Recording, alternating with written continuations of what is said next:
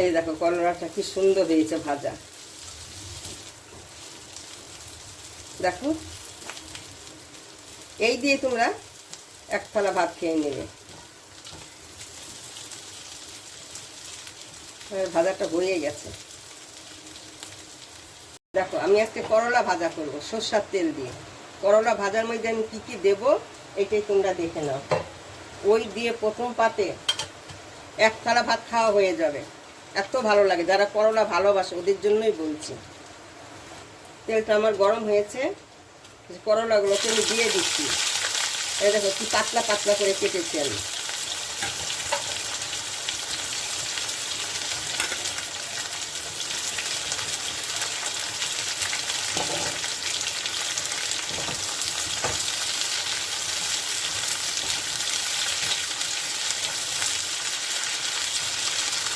এখন এর মধ্যে আমি পরিমাণ মতন নুন দিয়ে দিচ্ছি, আর দিয়ে দিচ্ছি কি একটু কালো জিরা দিব।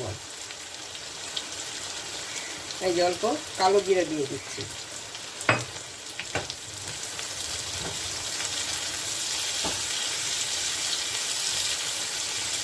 এখন আমি একটু ঢেকে দিচ্ছি।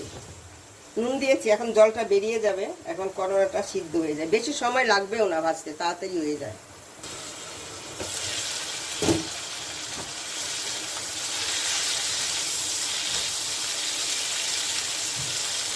এখন এখানে আমি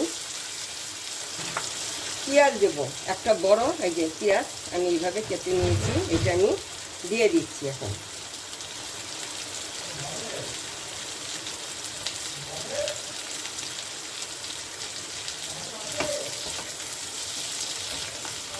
এখন আমি আবার একটু ঢেকে দেব।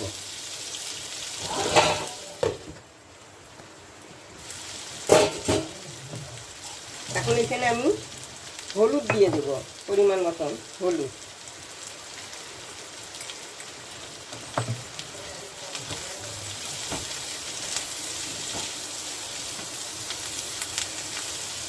এইভাবে একবার করে খেয়ে দেখবে। বললাম না এই দিয়ে প্রথম পাতে ভাত খাওয়া হয়ে যাবে। যারা করলা ভালোবাসে ওরা তো খেতেই পারবে, যারা ভালোবাসে না একবার ওদের একটু খাইয়ে দেবে, দেখবে।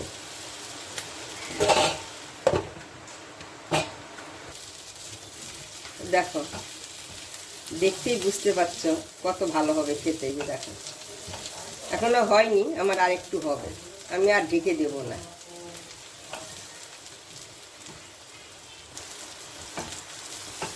এই যে দেখো কেমন লালচে লালচে হয়েছে, দেখেছো? পেঁয়াজটাও ভাজা হয়ে যাচ্ছে, আমার সঙ্গে করলাটাও ভাজা হয়ে যাচ্ছে। এই পেঁয়াজটা ভালো ভাজা হলে খেতেও ভালো লাগবে।